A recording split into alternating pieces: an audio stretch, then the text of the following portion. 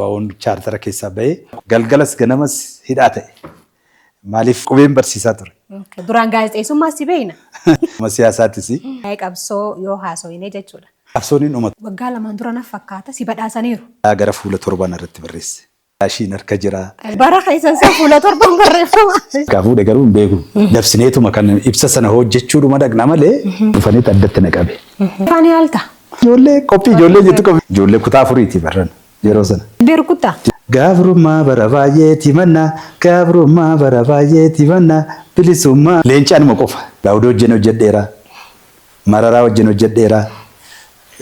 Jawaar wajjin hojjedheera. Itoophiyaa dimokiraatessutti haa geeddaramuu jedhanii yaada isaan dhiyeessanii akka harka naa rukutuuf miti. Inni waan fayyadamee fi mana mootummaallee hin fudhanne. Sooshaal miidiyaa irraa kafaltii ni fudhattaa? Lakki. Aburaa keessa buleera.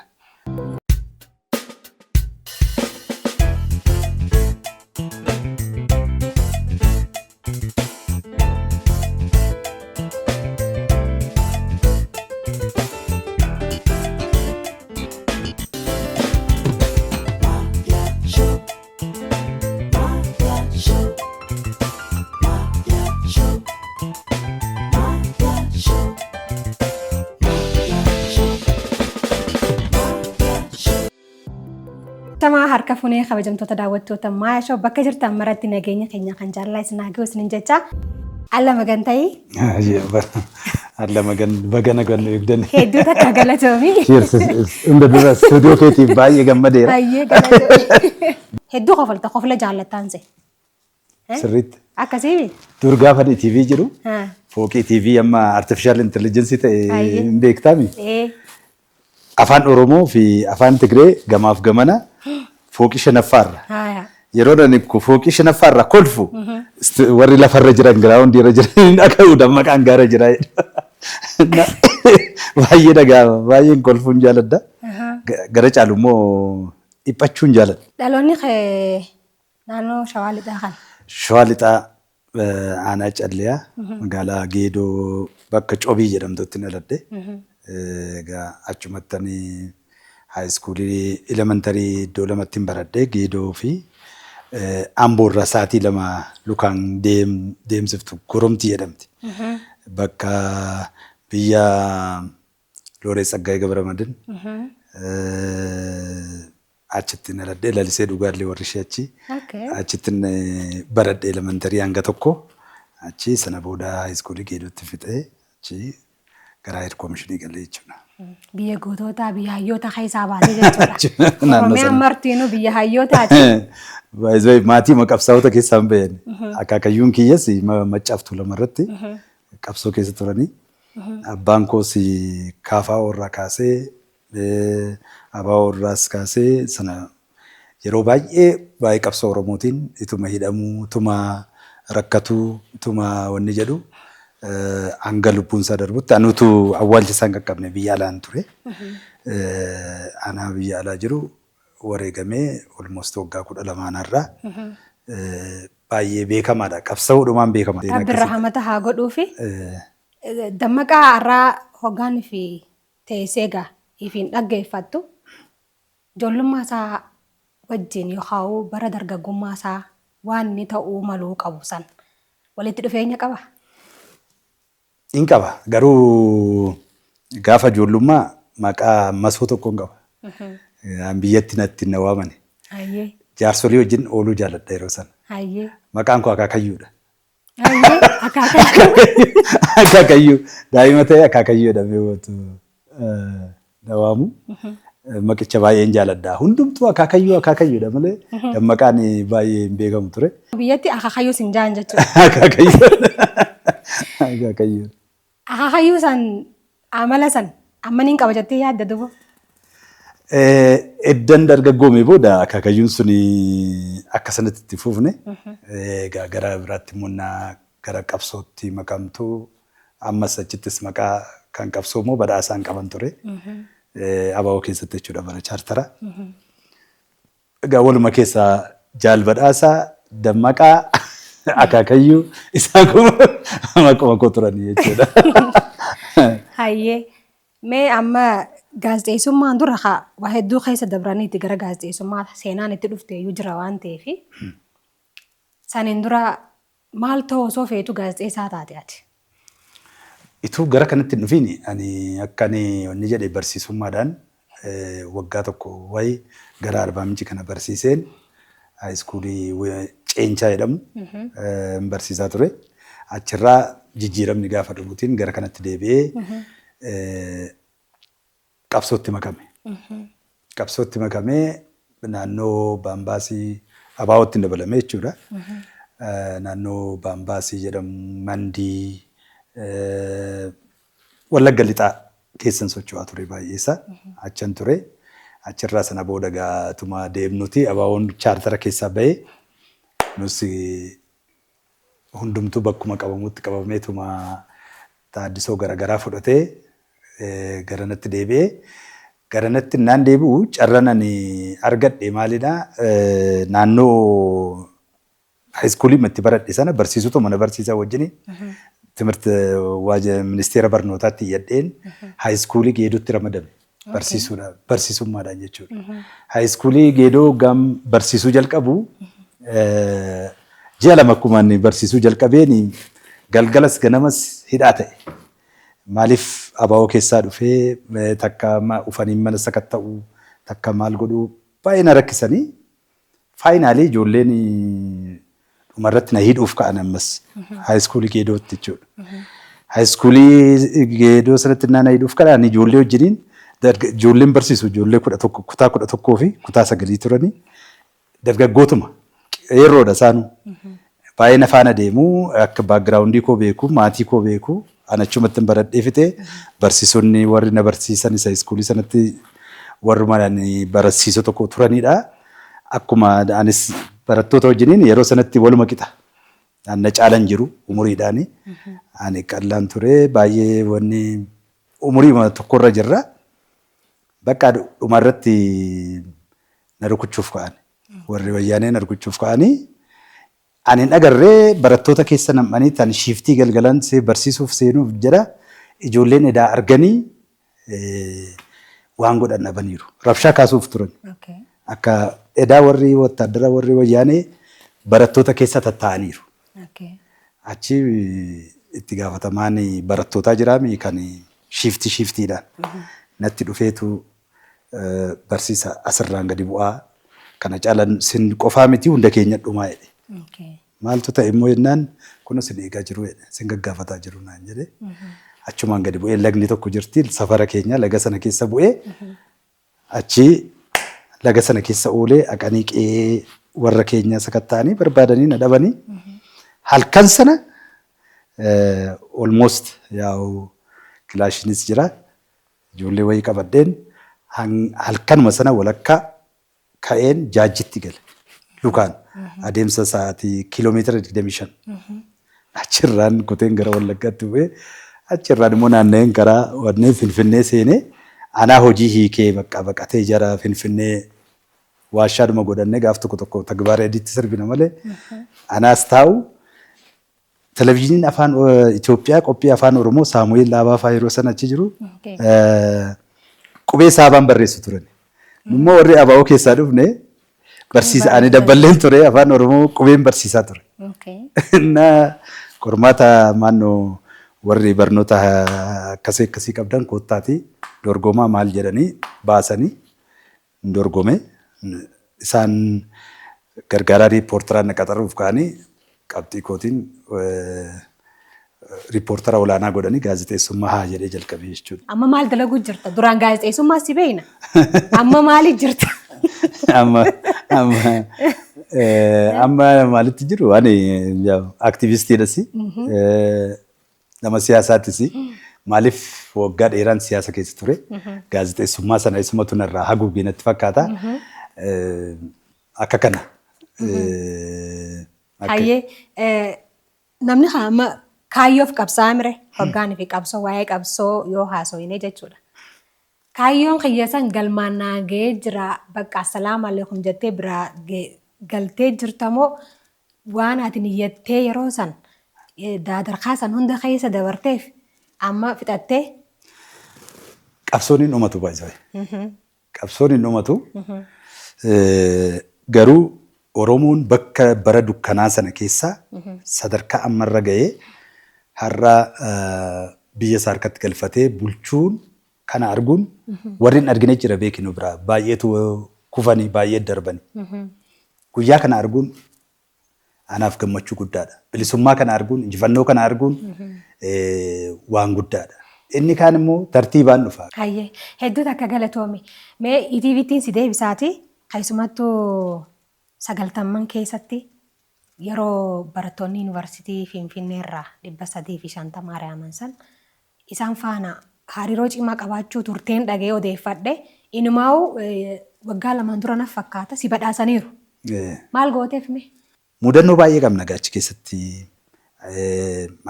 isa duras lola baay'eetu narratti kakka'aa ture. Meeshaa baa'uun hin deebifne jedhanii bulchaan godina Shawaa Lixaa Aanaa Calleyaa rakkoo uummataa waan ta'e bu'uuraalee misoomaa naqee achi hojjennaan xalayaa gara fuula 7 irratti barreesse. Shugguxiin harka jira, kilaashiin harka jira. Xalayaa fuula 7 jira.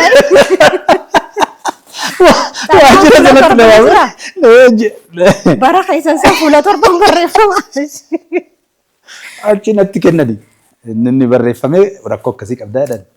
Ani kun taaddisoos fudhadheera, kilaashiis galcheera, abbaan harkaa fuudhe garuu hin beeku. Jarumatti hin kenne, waraqaa naan kennine jedhee kan oskine ture. Ka galchee jedheenis galcheeni. Ittuu sanaan jiru deemnu rakkoon barattoota hariiroon barattoota 6 kiloo 4 kiloo jiran kana koomishinii keessa jiran kana qabnu cimaa ture. Innaa ari'aman kana mootummaatu ibsa kenna malee gaazexeessaan seeneen hojjenne. Bakka kanuma jabeessaatii hojjedhaadhaniin ta'an itti gaafatamaa kutaa oduu keessatti kan guyyaa ediit godhee wanni godhu dabaree qabnaa miire. Biliseerra naata oduu dubbisaa. Achi faayinaalii guyyaa 7 booda dura ibsa kan baasaa ture federaal poolisii yeroo sanaati. Maal jedhu makiinota 7 caccabsite ijoolleen Oromoo Kennedy Library akkas godhanii caccabsanii miiliyoona meeqatti ramadamu yakka akkasii raawwatanii makiinaa gubanii jedhan.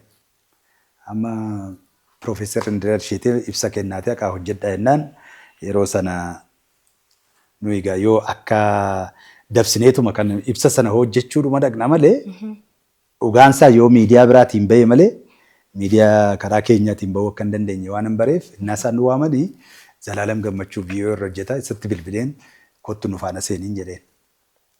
Jennaan inni ofu dadhabe. Achi Aliimaa jedhamti tokko dhuftee ishee fuunee galle. Ishee waraabdee baay'ee sin sodaatti waan taateef akka hin hojjenne. Bakka ibsicha naa kennan yaani gaaffiin gaafadhe. Tokko makiinonni caccaban meerra. Kennedy Libraryin caccabee hamma mana geessu tokko miiliyoona meeqadanii baasan. Makiinonni gubateen jedhanamu meerre.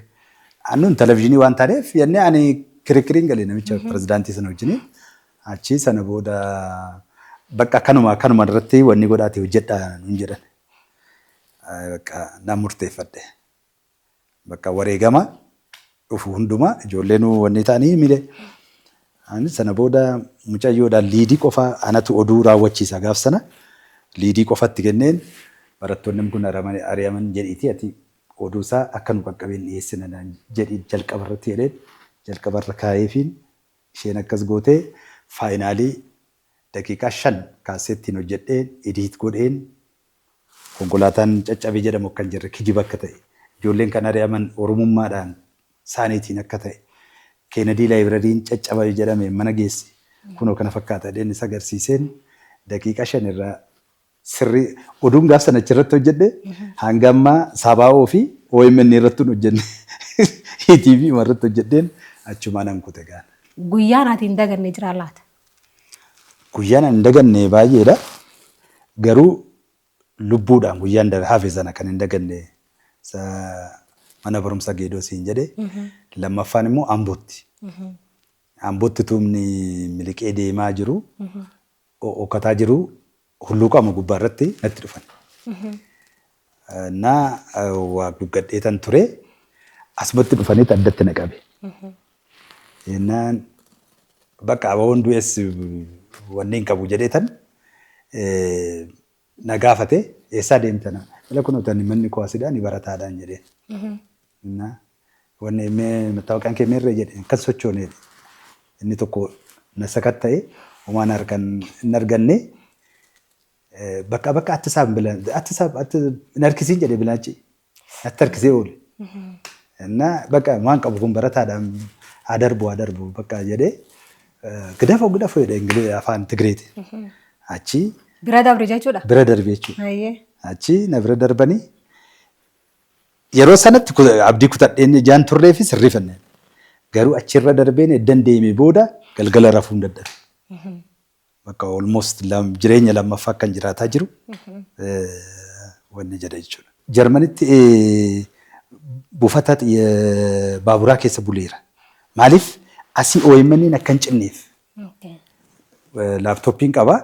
Waan achuma kaawwadheetan intarneetiin bakka jiru taa'eetan hordofa. Waan guyyaa kana darbu istuudiyoo Minisootaattis hojjetamu, Kanaadaattis naannoo Londonittis hojjetamu, Amsterdamitti isa walitti cuunfeen qeerroo biyya alaa kana dubbiseen ijoollee warra nu biraa hojjetan isaaniif qoodeen itumaan akkas jedhu ituu warra Londonii fi Meelbernii fi wanni wajjin hojjedhu warri Minisootaa munatti ka'u. Irriba fixatanii jechuudha. Isaan wajjiniinis marsaa biraan itti fufu. Isaaniifis immoo akkasuma qopheessee eegee isaanis oduu isaanii ilaalee fi maal godhee akkatti dabarse jechuudha. Sanarraa kan ka'e fayyaa koo irratti dhiibbaa fidee qaamni koo dabale yeroo sanadha. Weellee faanii haalta? Wallee ofii kootiif nan sirba. Haasoo hedduu haasofne waan ta'eef waanuma tokko daawwattoonni keenya akka nu jalaamu hoyne kan haayime. Hin beeku gaafa ijoollummaa hin beekta ta'a obbo Alamaayyoo Qubee. Ani sanittiin deemaama weellee irra naa haayiti. Gaafa ijoollummaatti si deebisa. Qophii ijoollee jedhamutu jira ture. Saamu'eel Dhaabaatu hojjeta yeroo sana. Qophii ijoollee jettu qophii sagantaa afaan Oromoo reediyoo. Isarraa nu waraabuu mana barumsaa Gurumtii jedhamtu dhufane. Achirraa. Barasaa yoomini yaadatta? Barataan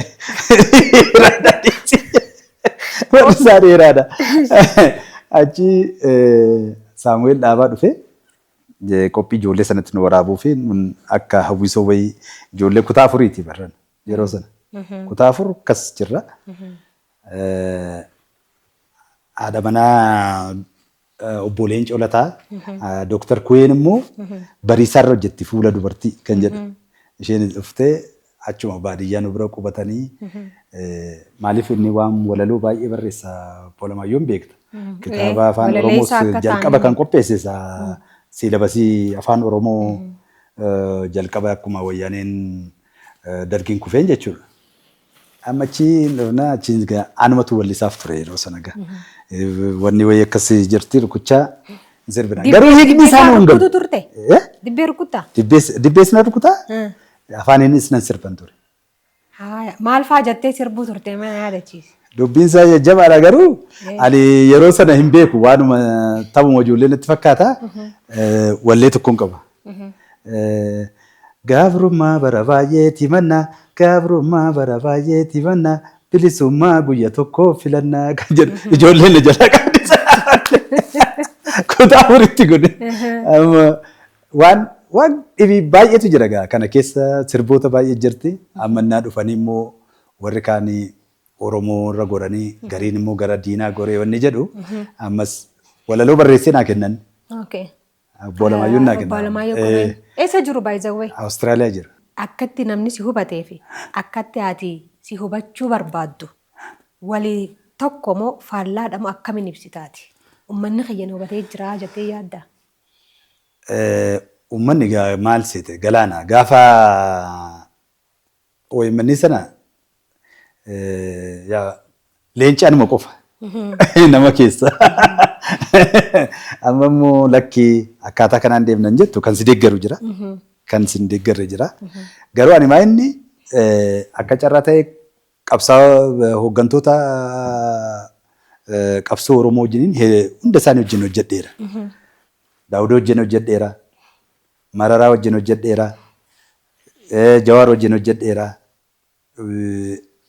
Seenaa keessatti namootuma qabsoo keessa darbanii warra gurguddaa Leencoo Lataa ta'uu, Leencoo Baatii haa ta'uu, isaan kana hunda wajjiniin hojjechuun koo muuxannoo hedduu akkan horadhu na godheera. Isaanirraa waan hin bareed jira.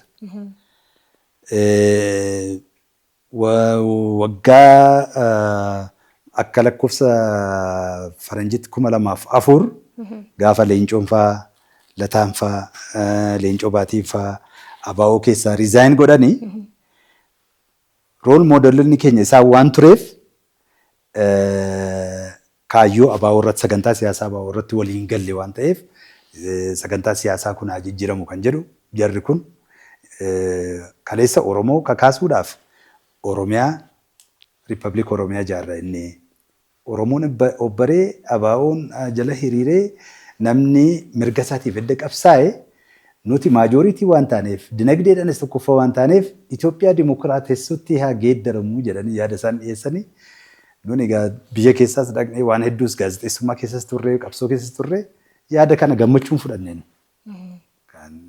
isaan dhiyeessan kana jecha yeroo sana rabshaa kaasee wantichi yaa'ii sadaffaa baa'u ture isaanis riizaan godhanii nusi keessaa baane egaa namni nama waan kana kaasee maaliifi namoota kana hunda wajjin hojjechuun koo ani kaayyoo koozii Oromootiif hin qabsaa'e malee namni akka harka naa rukutuuf miti. Inni waan fayyadamee fi inni waan itti tolee fi gaafa jalaan qattee immoo laaluuf teenyaa koomeentii ijoo kana akka gaafitti yoon si kaase maal jettame? Ani mana mootummaa illee fudhanne 70,000 kireeffadhee bulbulaa jiraadha. Tokko jedhe. Waldaallee ijaaramee sinillee hin milkoofne. Waan addatti fayyadame hin jiru. Waan miindaan naa kaffalamee ani maatiin qaba biyya alaati. Gara caalu maatii kootu na gargaara. Akka tasaa immoo biyya keessatti lafa abbaan kun naa kennerraa qotiisan hin qabna. Midhaan sun fe'amee nu dhufa ammayyuu magaazana fakkaata manni. Sooshaal miidiyaa irraa kafaltii ni fudhattaa? Lakki. Si kafalama? Hin fafan. Sarraa waan hin fudhadhu hin jiru. Achirraa arrabsoo uma qofa. Dargaggootaaf gizee amma akkana teessee ilaaltu kana maal dhaammachuu barbaaddaa? Amma gaa nuni gara umurii jaarsummaatti deemaa jirra waan ta'eef waan takka takka waan keessa dabarre barreessaa man jira.